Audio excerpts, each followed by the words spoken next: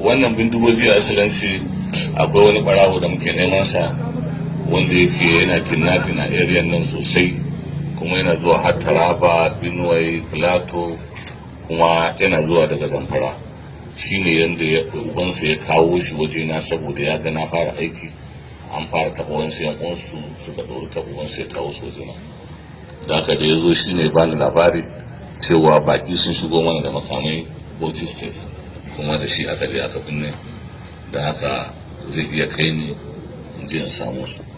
Mun je mujejin Allah mai bada game reserve wanda ke bangaren Yuga, muka samu bindigogi wanda yanzu aka yaron na bar shi a waje na, ban cika barin sai yana tafiya ko ina ba, saboda za su iya gane shi ko su kashe shi ko na abu. To shine muka samu wannan bindigogi.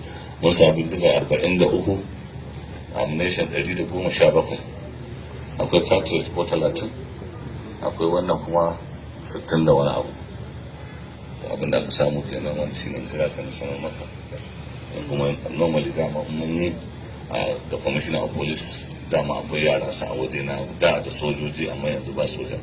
To da wannan police da su muke aiki sun kai su 50 a gidana, wanda shekara 21 muke da su. Da haka da police akai aikin nan, su suka yi kayan su, wani koya musu nufi da za shi aje.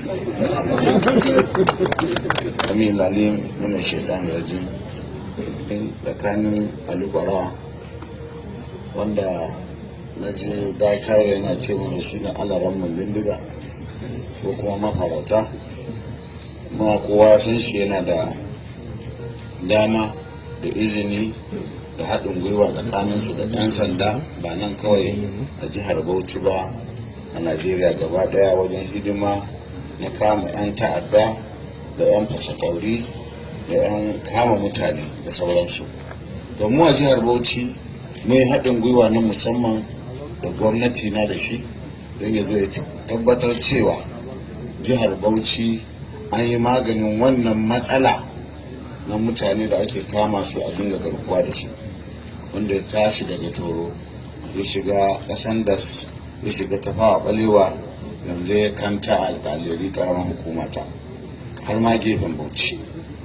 Wannan abin da ake yi da sanin jami'an tsaro, kuma wannan kaɗan ne daga cikin abubuwan da muke yi wanda za mu yi ƙoƙari mu ga cewa matsalan wato security na tsaro a jihar Bauchi insha Allahu, tunda muna da mutane masu hazaka irin Alubara da kuma kwamandoji wanda suka yarda su haɗin gwiwa da mu gwamnatin jihar Bauchi, wanda a shirye muke mu ba da tallafi. insha Allah mutane za su yi bacci da idon su a rufe.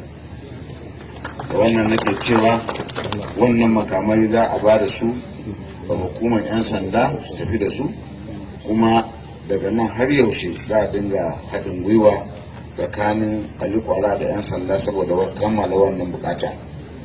Kuma ina kiran shi brigade commander, yadda da akwai sojoji a cikin rundunar Alubara ya kasance a sa sojoji, za mu yi kokari mu ba su tallafi iya gwargwado saboda samun tsaro a jihar Bauchi.